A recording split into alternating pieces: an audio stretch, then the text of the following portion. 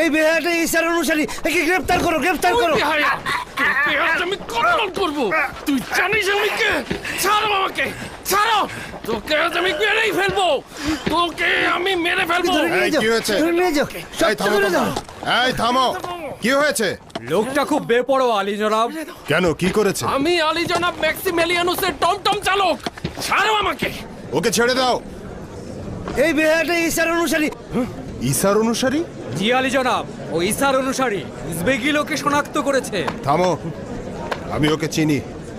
ও ঈসার অনুসারী নয়। আলী জনাব, সে ঈসার অনুসারী, আমি তাকে চিনি।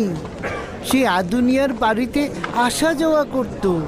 সে আলী জনাব ডিওক্লেটিয়ানুসের জামাতা ম্যাক্সিমেলিয়ানুসের খেদমতগার। ও ঈসার অনুসারী নয়। ওকে ছেড়ে দাও।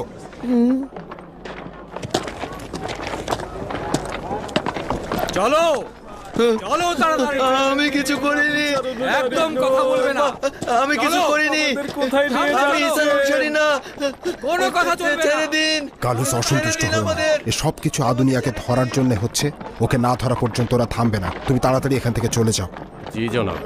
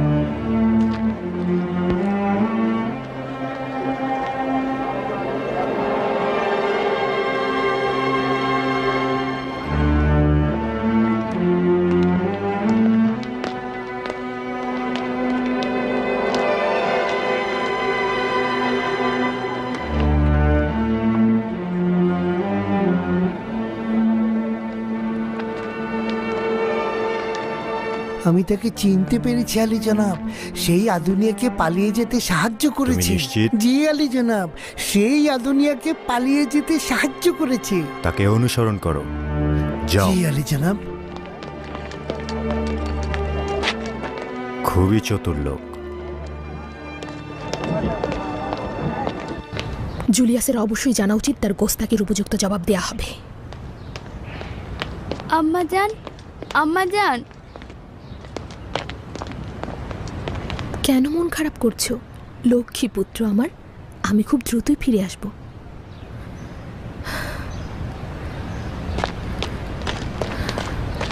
সে তার সীমা অতিক্রম করে চলেছে, অবশ্যই তার স্থান তাকে দেখিয়ে দেওয়া উচিত।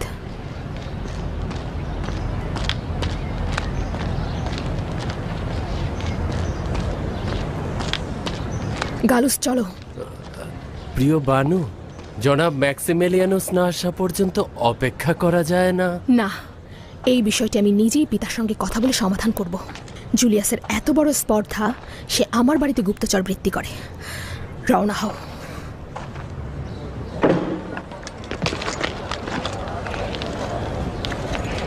হেই হেই হেই হেই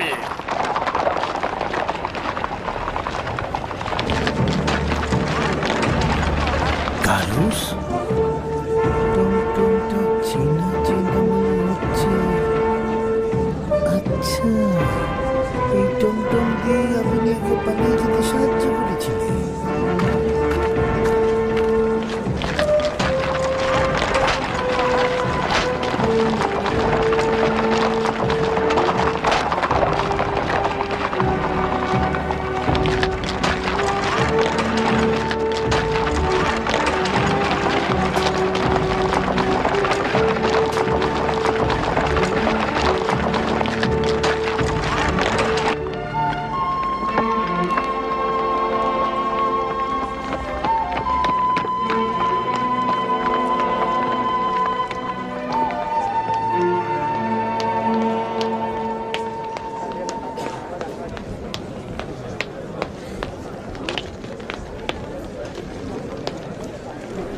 আশা করি দাগিয়ানুসের সামনে বানু হেলেনের ক্রোধ তাকে সমস্যায় ফেলবে না। ফিলাডেলফিয়ার সমস্ত ধর্মযাজক একই রঙের পোশাক পরিধান করে প্রধান ইবাদতখানার সামনে দাঁড়িয়ে মহান সম্রাট জনাব হাদেরিয়ানুসকে ফুলের মালা দিয়ে বরণ করে নেবে। এবাদতখানার সম্মুখে জানুসের ভাস্কর্যের পুনর্মেরামত করা হবে।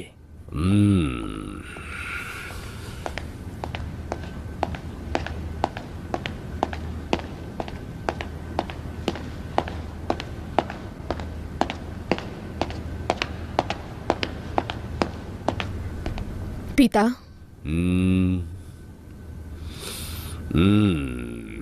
হেলেন তো আমার সঙ্গে কি কাজ রয়েছে? আপনার সঙ্গে একান্তে কথা বলতে চাইছি।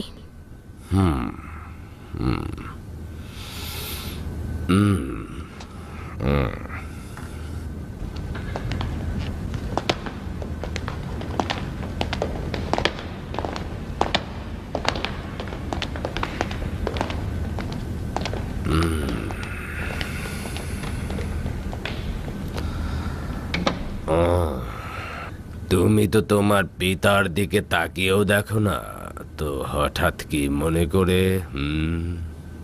আপনার কি মনে হচ্ছে আমি আম্মাজানকে হত্যার স্মৃতি ভুলে গিয়েছি? তোমার মাতা রোমের খোদাদের সঙ্গে খেয়ানত করেছে, আর তার খেয়ানত দেখেও না দেখার ভান করে মাফ করে দেওয়া উচিত ছিল। আপনার সঙ্গে বিতর্ক করার কোনো ইচ্ছে নেই। শুধু এইটুকু জেনে রাখুন যে জুলিয়াস আমাদের ওপরে গুপ্তচর বৃত্তি করছে।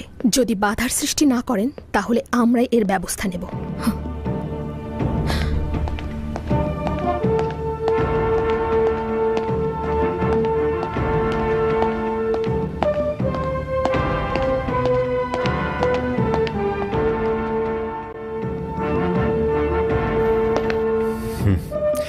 বানু হেলেন মনে হলো অসন্তুষ্ট।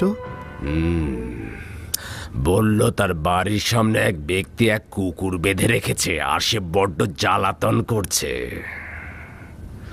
তাদেরকে জ্বালানোর কোনো ইচ্ছা নেই।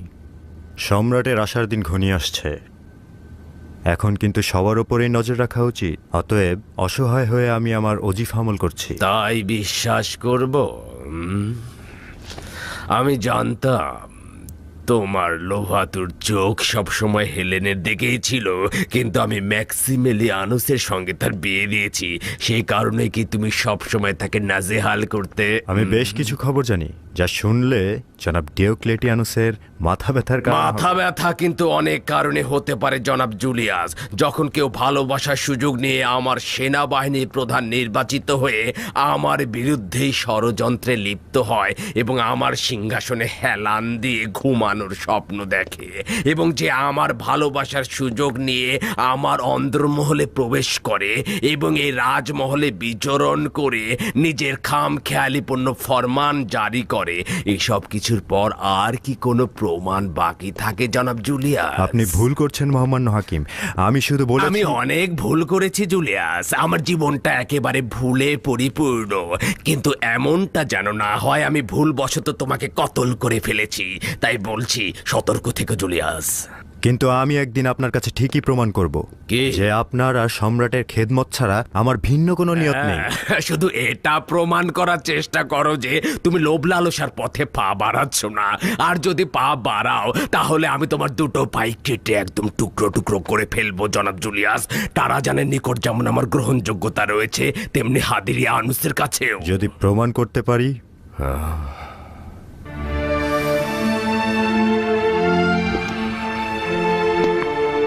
যা বলছো তা যদি সত্যি হয়, তবে আমি তোমাকে কথা দিলাম, হেলেনো ম্যাক্সিমিলিয়ানুসের গর্দান আমি নিজ হাতে কেটে ফেলবো।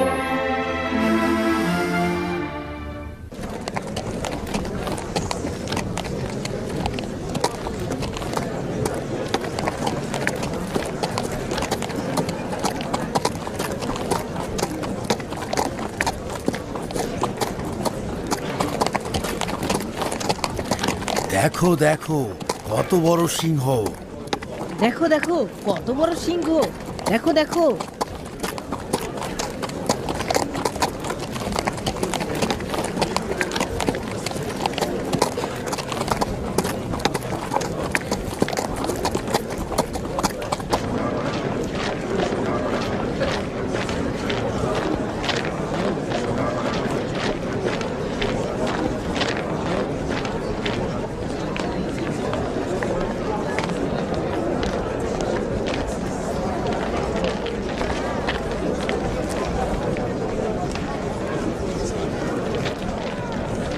এটি শহরে প্রবেশের ইবাদতখানা। যে এখান দিয়ে শহরে প্রবেশ করবে অবশ্যই জমিনের বুকে এই পবিত্র ইবাদতখানার সর্বোত্তম খোদাকে সেজদা করবে। তিনি এই শহরের রক্ষক। কিন্তু জনাব, ইহুদিরা তো এই খোদার ইবাদত করে না। থাক, তাদের কাজে বাধা দিও না। তোমরা শহরে প্রবেশ ও বাহির হওয়ার উপরে সম্পূর্ণ নজর রাখবে।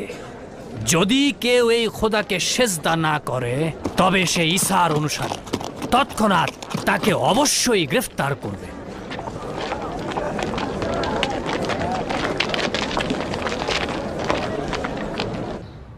ডিওক্লেটিয়ানুসের পাপকর্ম কিছুটা কম ছিল, কিন্তু এই দিনগুলোতে অধিক বৃদ্ধি পেয়েছে।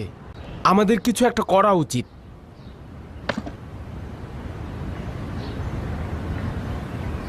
মহান খোদাতালার কাছে অবশ্যই সবুর ও শক্তি চাওয়া উচিত, যেন অপরিকল্পিত কোনো কাজ না করি।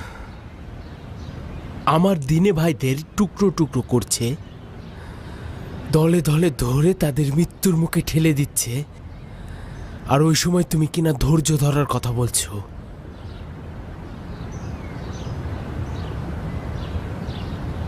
তার মানে আমরা কোনো পদক্ষেপ নেওয়ার আগে যেন ভালো করে ভেবে দেখি। খুবই ভালো কথা। চিন্তা করো, কিন্তু চিন্তা যেন আমল করা হয়। আমরা এটা চিন্তা করতে পারি সম্রাটের প্রবেশের সময় শহরকে কিভাবে নিরাপত্তাহীন করব। এটাও ভাবতে পারি কিভাবে জুলিয়াসের সৈন্য দ্বারা আমাদের দিনে ভাইদের গ্রেপ্তার হওয়া থেকে বাঁচাতে পারবো, কিংবা কিভাবে আমাদের দিনে ভাইদের রক্তের বদলা নিতে পারবো।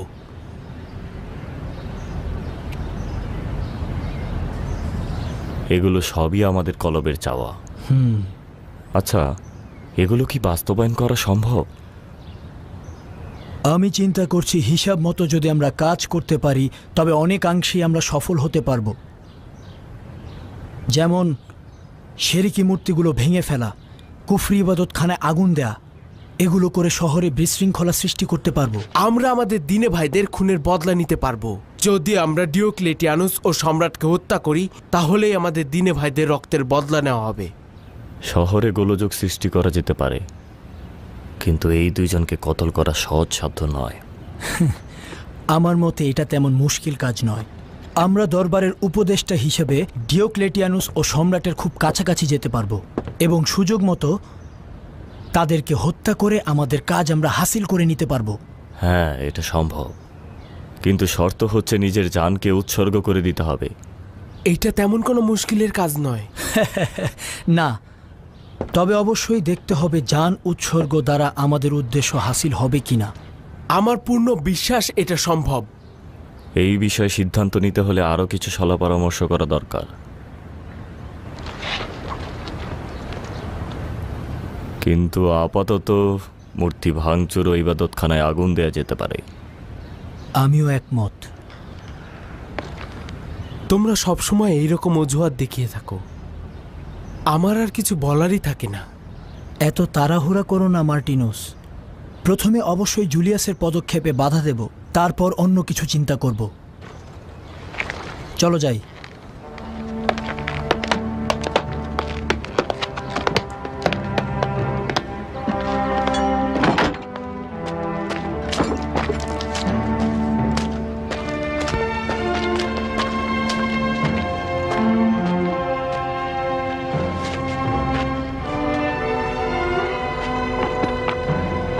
শুনেছি আশেপাশের গ্রাম থেকে অনেক বন্দীদের শহরে নেওয়া হচ্ছে। তাদের উপরে হামলা করলে মন্দ হয় না।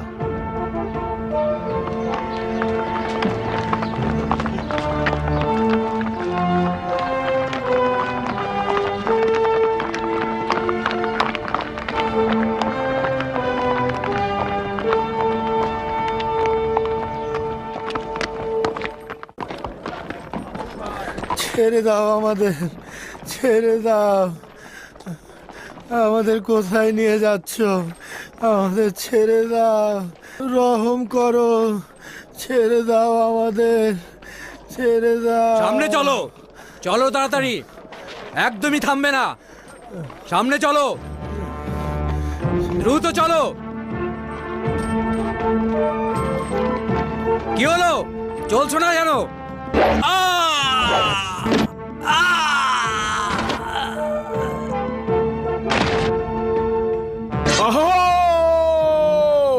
তাদেরকে ছেড়ে দিয়ে পালিয়ে যাও তোমরা, তোমাদেরকে কিছুই বলবো না।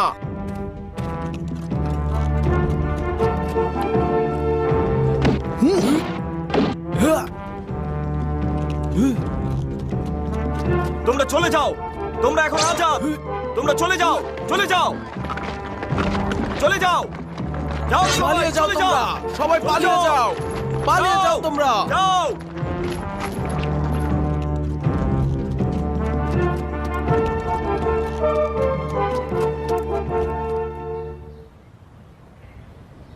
আমার হুকুমতের অধীনে বিশাল এই রোমান সাম্রাজ্যে দিনের আলোতে একদল ভব ঘুরে আমাদের সৈন্যবাহিনীর উপর হামলা করছে, কয়েকজন পাপীকে আজাদ করে দিচ্ছে। এই শহরের কেউ তাদের গতিরোধ করতে পারছে না। তাহলে তোমরা নিশ্চয়ই বসে বসে আঙুল চুষছো। মহান সম্রাট হাদেরিয়ানুস এই শহরের দিকে রওনা হয়ে গিয়েছেন, আর এখন কিনা শহরে গোলযোগ বিরাজ করছে। সম্রাটকে এই দুর্বল ও গোলযোগপূর্ণ অবস্থা দেখে ভাব ভাববেন না যে আমার উপদেষ্টারা সব নালায়েক? তিনি কি ভাববেন না যে রোমের পঞ্চম সিপাহসালার ডিওক্লেটিয়ানুস এতটা দুর্বল হয়ে গিয়েছে যে এক মুষ্টি খেয়ানতকারী আমার খুন ঝরাচ্ছে, আমার সিপাহীদের উপর হামলা করছে, বন্দীদের আজাদ করে দিচ্ছে, আর প্রধান সেনাপতি নাকে তেল দিয়ে ঘুমাচ্ছে? এইটা তেমন কিছু নয় আলী জনাব। কিছু নয় জুলিয়াস। কিছু ডাকাত সিপাহীদের উপরে হামলা করেছে, তাদের অতি সত্বর গ্রেপ্তার করা হবে।